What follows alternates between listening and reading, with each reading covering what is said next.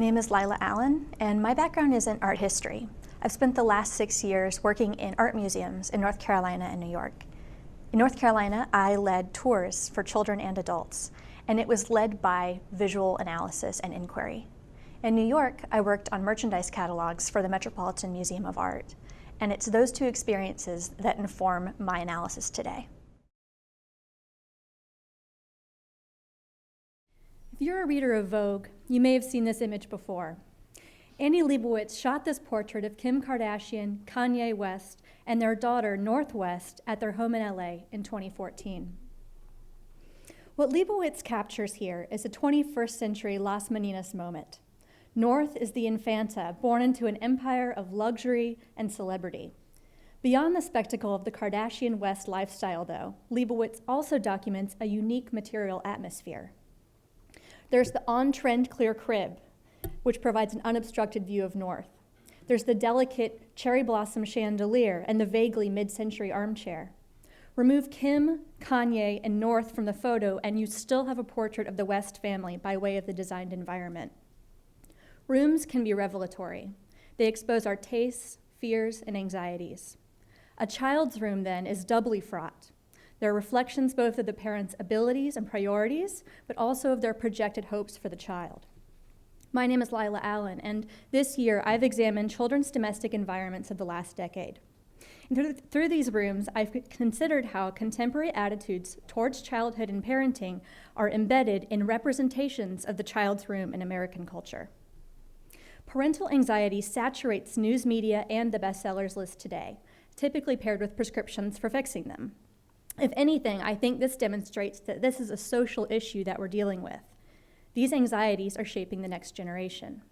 And I wanted to know how all of these ideologies quite literally take shape in the child's room. One of my case studies was the bedroom set from the show Blackish. The twin characters, Jack and Diane, share the room, and it also functions as their play space. If you're unfamiliar with the show, it presents the daily lives of the Johnsons, an affluent African-American family in Los Angeles. Through humor, Blackish makes poignant commentary on contemporary issues of class and race. I also looked at a nursery set from Modern Family, another popular sitcom. Lily, a child on the show, is the adopted daughter of a gay couple in Los Angeles. Last, I turned to an example of a real room here in New York City, the Crisis Nursery at the Foundling. The Foundling is one of New York's oldest and largest child welfare organizations. Its nursery describes itself as a safe haven where parents in an emergency can leave their children in residential care for up to 3 weeks. The nursery is not designed for a particular income, ethnicity, religion, or personality. It's designed for every child. In the course of my research, 2 things became apparent. Children's rooms act as stabilizing environments, and the instabilities that they address often originate with the parent. Today, I'd like to walk you through a few of the themes that emerged in these case studies. When Maxine Shepard, the production designer for Blackish, was hired, the Johnson family only existed on paper.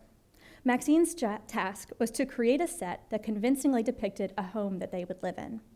To Maxine, the room that the twins Jack and Diane share has a fictional backstory of having been designed by Rainbow, their mother. Even though the Johnson family could afford a professional decorator, for Rainbow, the room could be a creative outlet. And a quick note about Rainbow. She is the definition of type A. She's an anesthesiologist at a hospital, but also an overachieving mom and homemaker. She hosts high production dinner parties, like you see here, and also organizes family costumes and Christmas cards. She is the embodiment of zaniness, the aesthetic that cultural theorist Sian Nagai identifies as being marked by a particular style of incessant doing. Nagai identifies this aesthetic as being tied to labor, more specifically to the precariousness created by the capitalist organization of work. Indeed, the word zaniness itself derives from the character Zanni, a servant figure in the Commedia dell'arte. Today, as an aesthetic and an element of comedy, zaniness is as much about labor, frantic labor, as it is about playfulness. In the twins' room, this zaniness is echoed in the decor. The room is designed so that each twin has a half, both with their own colors and sets of patterns. In this shot alone, there are geometrics, florals, robots, and polka dots. Rainbow hasn't designed an ordinary child's room. She's created a space for these children to live side by side but still have their own visual identity. The zany preoccupation with labor can also be found in the set from Modern Family. In the first episode of the show, characters Cameron and Mitchell, pictured here, adopt a baby from Vietnam and express fears over how this adoption will be perceived by others. The nursery that they prepare for her arrival is a soft but modern room around a customized mural. The painting presents Lily's fathers resting on clouds above her crib. In this position, they are literally always watching over their daughter.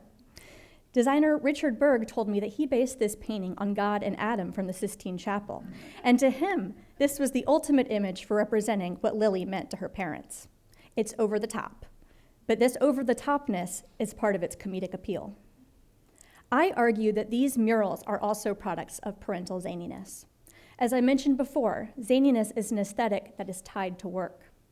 Now, consider the labor that is implied by one of these murals, which are created on site and customized. They require hours of work, not to mention years of honing one's craft as a painter. They can't be exchanged, returned, or sold. They can only be covered up. They are originals without means of reproduction.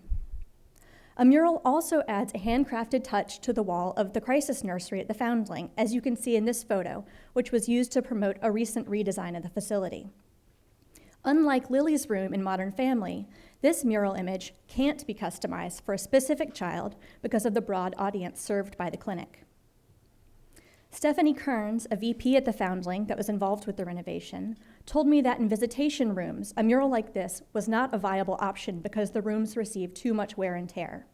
In those spaces, the Foundling uses temporary decals obtained through a partnership as an alternative for a durable but personalized space. In this environment, where crisis is real, where a family's home life is truly in upheaval, design elements like these are gestures of normalcy and care. Another significant feature of the crisis nursery is its modular furniture.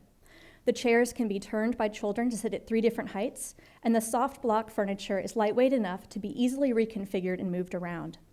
Bookshelves and toy storage are all at heights that can be reached by children. Contrast this with the set of Blackish, where they're stashed high above the twins' closets. At this height, they're out of children's reach and are accessible to them only with an adult's help. Shelves and a desk in Blackish are built in, and the furniture is heavy. It lacks the flexibility of design of the Foundling nursery. In Blackish, there is no intentionally designed, non-improvised opportunity for Jack and Diane to act as the architects of their own space.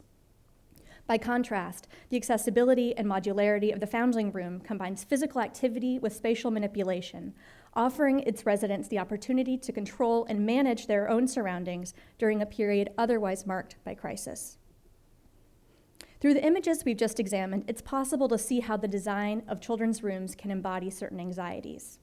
The zaniness of being a professional and a homemaker, the desire to demonstrate love through labor, and the hopes to build a child's autonomy at the Foundling. These rooms stabilize by taming conflict and embedding values from the parent producer. But how is this relevant to you and me? Clearly, these are specific environments. If we turn to the marketplace or to familiar aspects of architecture, can we identify a through line of stabilizing design?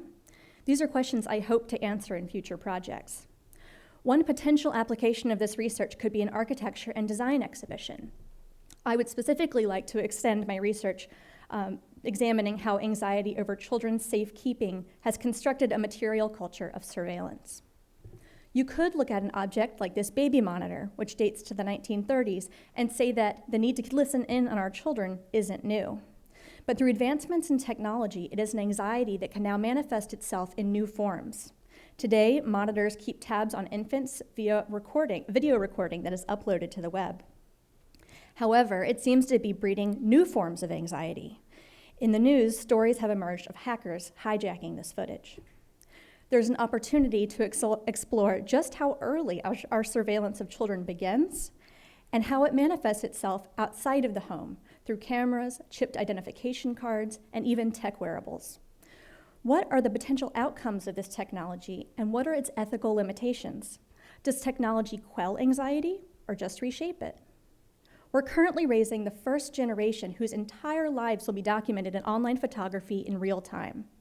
In what ways does this reflect and potentially shape the relationship between future Americans and surveillance?